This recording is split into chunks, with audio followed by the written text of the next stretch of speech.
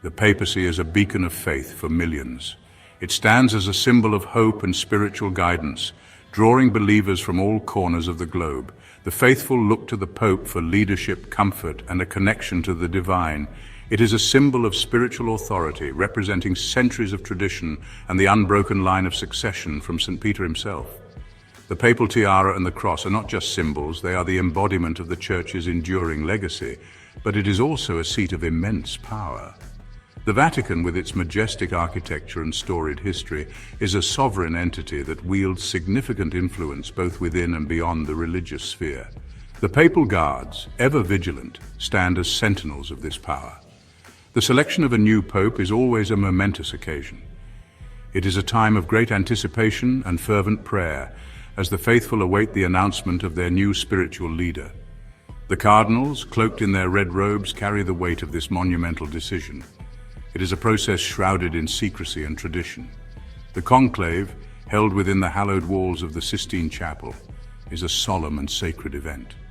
The Swiss guards close the doors, sealing the cardinals in as they begin their deliberations. The world watches as the College of Cardinals gathers. Media crews from around the globe set up camp outside the Vatican, capturing every moment. People everywhere tune in, eager for any news about the conclave's progress. They are the only ones entrusted with choosing the successor to St. Peter. These men, chosen for their wisdom and devotion, engage in deep discussions and prayerful contemplation, seeking divine guidance in their decision. The recent conclave of 2025 was no different. The air was thick with anticipation as the cardinals gathered once more to elect a new pope. St. Peter's Square was filled with people, all waiting for the white smoke that would signal a decision. Pope Francis, a figure of revolutionary change and deep humility, had left a significant void. His papacy had been marked by a focus on inclusivity, social justice, and a return to the core values of the Church. His presence had been a beacon of hope for many. His papacy, marked by a focus on social justice and pastoral care, had captivated many. He reached out to the marginalized, visited the poor, and embraced those who felt forgotten. His actions spoke louder than words, and his legacy was one of compassion and humility. However, it had also stirred discontent among some traditionalists within the Church. His progressive views and reforms were met with resistance by those who held fast to the old ways. The tension between tradition and change was palpable. His resignation due to failing health had been anticipated. The strain of his duties had taken a toll, and the announcement, though expected, sent ripples through the Church.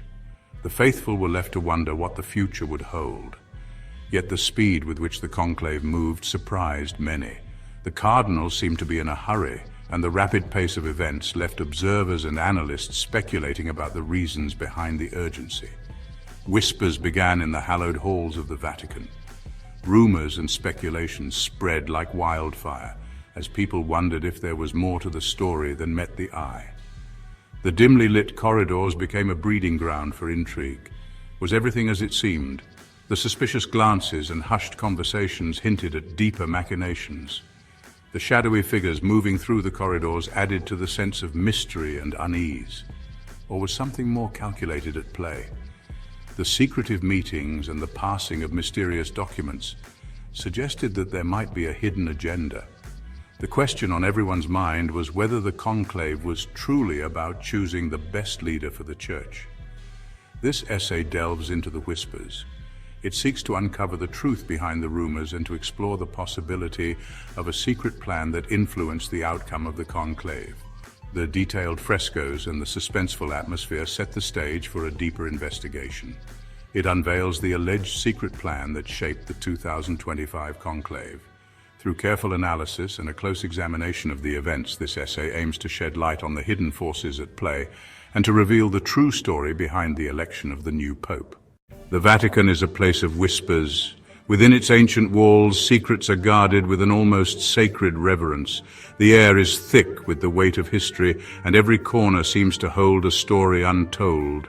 Secrets have a way of echoing through its ancient corridors. The whispers travel through the hallowed halls, bouncing off the centuries-old frescoes and tapestries, carrying with them tales of power, faith, and intrigue. Rumors of a pre-selected successor began to surface almost immediately after Francis's resignation. The news sent shockwaves through the Catholic community, sparking a flurry of speculation and concern. These whispers were not the usual pre-conclave speculation. They carried weight. The conversations were filled with a sense of urgency and gravity unlike anything seen in recent memory.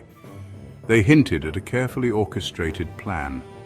A plan that seemed to have been in the works for quite some time, meticulously crafted and executed with precision. Sources close to the inner circle spoke of clandestine meetings. These gatherings, shrouded in secrecy, were said to be the breeding ground for the next phase of the Church's leadership. Powerful cardinals were said to be maneuvering behind the scenes. Their influence and reach extended far beyond the walls of the Vatican, touching every corner of the Catholic world. The alleged plan, as the whispers suggested, was audacious in its simplicity. It aimed to consolidate power and ensure a smooth transition, leaving little room for dissent or opposition. A small group of cardinals loyal to a particular vision of the Church had allegedly agreed upon a candidate. This candidate was seen as a unifying figure, someone who could steer the Church through turbulent times. Their goal was to ensure a swift and decisive conclave. They wanted to avoid prolonged debates and potential divisions, aiming for a quick resolution that would project stability and unity. They aimed to minimize the influence of those who might favor a different direction.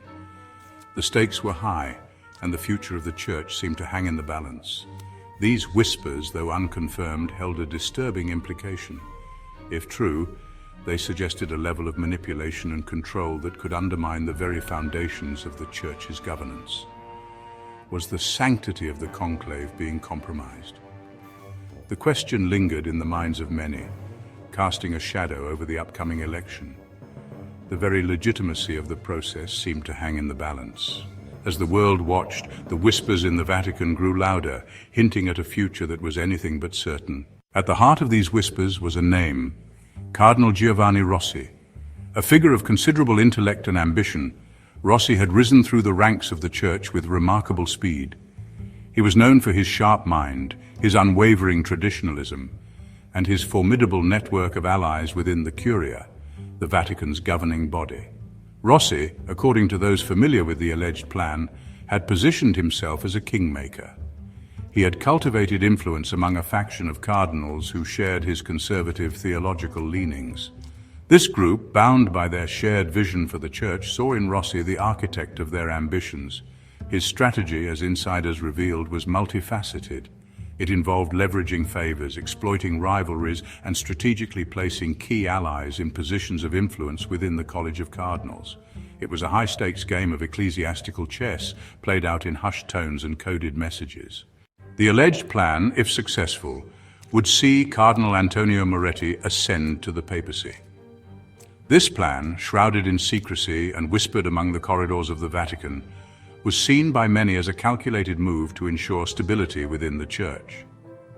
Moretti, a relatively unknown figure outside the Vatican walls, was a scholar of canon law and a staunch defender of traditional Church teachings. His expertise in the intricate laws that govern the Church made him a respected figure among his peers, even if his name was not widely recognized by the public. He was known for his quiet demeanor, his meticulous attention to detail, and his unwavering loyalty to the institution. Moretti's life was one of contemplation and dedication, often found in quiet reflection or deep in study, embodying the virtues of humility and service. Moretti's selection, according to those who claimed knowledge of the plan, was strategic. It was believed that his deep understanding of Church doctrine and his conservative stance would make him a unifying figure capable of bridging divides within the Church hierarchy. He was seen as a safe pair of hands, a man who could be relied upon to uphold the status quo and resist any radical departures from tradition. His commitment to maintaining the Church's long-standing traditions was viewed as a stabilizing force in times of change. His lack of a significant public profile was seen as an advantage. This anonymity allowed him to operate without the pressures of public scrutiny, enabling him to focus on the internal matters of the Church. It would allow him to be molded in the image desired by his backers. Those who supported his rise believed that his humble nature and willingness to listen would make him an ideal candidate to carry out their vision for the future of the Church. Moretti's theological roots ran deep. His extensive knowledge of church history and doctrine was not just academic, it was a lived experience, deeply ingrained in his daily life and spiritual practice. They were firmly planted in the soil of pre-Vatican II conservatism. Moretti's adherence to these older traditions was seen as a testament to his commitment to the Church's foundational principles. He was a man of deep faith, but also of unwavering conviction. His prayers were not just rituals, but expressions of a profound belief system that guided every aspect of his life. He believed in the Church's timeless truths. For Moretti, these truths were not just historical artifacts, but living principles that needed to be upheld and defended against the tides of modernity. He was wary of what he saw as the dangers of modernism and secularization. To him, these were not just contemporary challenges, but existential threats to the very essence of the Church. His mission was clear: to safeguard the sacred traditions and ensure that the Church remained a bastion of faith in an ever-changing world. Ripples of revelation. The rumors of a pre-selected pope sent shockwaves through the Catholic world. The implications were profound. If true, it meant that the most sacred election in the Church had been compromised. The very legitimacy of the new papacy would be called into question. The Vatican, for its part, remained tight-lipped.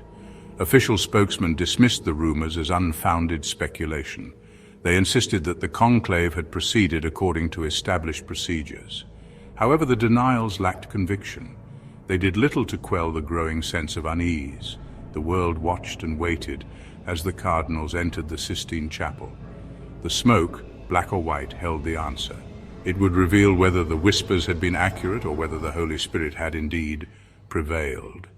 As the Vatican's secret plan began to unfold, reactions from around the world were swift and varied. Some viewed it as a bold step towards modernization, while others saw it as a departure from tradition.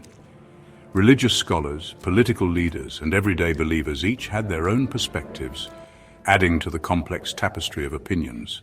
Implementing the Vatican's vision was no small feat. The reforms required extensive cooperation across different factions within the Church. There were logistical challenges, ideological disagreements, and the ever-present question of maintaining the core tenets of faith. Yet amidst these hurdles, there was a palpable sense of hope and determination. The dawn of a new era for the Church was marked by significant milestones. New policies aimed at inclusivity and transparency started to take root. The faithful began to see changes in their local parishes, and the global perception of the Church slowly began to shift. It was a time of renewal, a chance to bridge the old with the new. The story of the Vatican's secret plan is far from over.